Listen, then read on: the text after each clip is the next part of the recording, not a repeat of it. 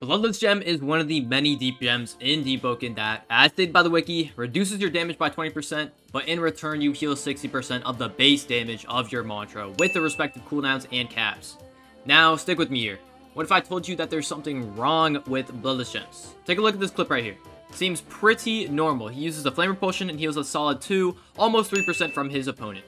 Now, let's reverse these POVs here. The person who got hit by the Flame Repulsion, how much damage did he take? And it comes out to, 1%. So, let me piece these two together, right? Mage number 1 healed almost 3% from using Flame Repulsion on me, but I only received 1% damage dealt to me. So why is Mage number 1 healing 3% when he didn't even come close to dealing that much damage to me? Now, I'm not trying to say Bloodless Gem is bugged or anything, because it clearly states in the wiki that Bloodless Gem heals the user for 60% of the base damage of the mantra. But what I'm trying to argue here is that Bloodless Gem should be applied after resistances. Take these two builds for example. We have one Flame Mage and one me. Now, let's start with no Master Armor on at all, meaning 0% resistance to any element. If he hits me with his Flame Repulsion, it heals him about 3% and does 4% to me, which is pretty standard. But now, what if I put on my entire kit, and my Master Armor, and my Reinforce for a combined total of all of these resistances?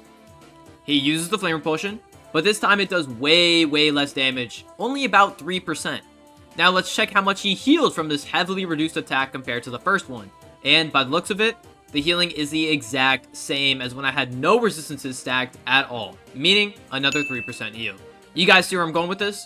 Now let's take it one step further. What if I turn off No Holds Bars, allowing me and Mr. Mage here to use give and take on each other, in addition to Mr. Mage also being a Connor?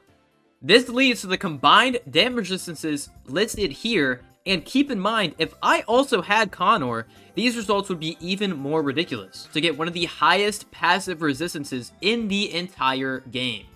He uses the Flame Repulsion again, and as you can see, the mantra barely did even a single percent to me. Now, let's check back in on how much he healed from this, and what a shocker, he healed the exact same amount of 2 to 3%. But how is this possible? How did he heal so much more health when he didn't even come close to dealing that much damage to me? What I'm doing is creating health out of thin air by simply stacking up all of these resistances and then using a mantra. Now, take this to a gank and imagine how broken it is if you clone this Flame Mage build 3 or 4 times over and just spam mantras everywhere. Does it matter if you hit your teammates? Hell nah. Matter of fact, it benefits both you and them because the insanely broken heals you both get. Hypothetically, you wouldn't die in this situation. And I know there's counters to this like, oh, you can use All Dead Gods, just use Pestilence Ring, blah blah blah, right? But that's not the point. What I'm trying to say is that Bloodless Gem should not go off the base damage of a mantra, and should instead factor in resistances before giving any heals. Now this is probably extremely hard to code because there's so many resistances in Deepwoken, but I'm just putting the idea out there because I feel like Bloodless Gems can be abused to a certain extent if you min-max the hell out of them. And it is true that I can limit as much damage that my opponent does to me with all these resistances, but why does that matter if he's just going to heal the same amount every single time? This shows, in my opinion, just how broken Bloodless Gems are in ganks, and even in Chime. This issue still exists for anything with a Bloodless Gem on it. I can have a 60 plus resistance to Gale on my slot, but what's the point if he's healing the same amount of damage as if I had a 0% resistance to Gale? We continue to see this problem as well with Astrowind, where my opponent actually heals more damage than his mantra dealt to me. I just don't feel like there's a downside when Bloodless Gems are abused in this specific way, and this is my reasoning why Bloodless Gem is the strongest gem you could possibly run in the game, especially in ganks.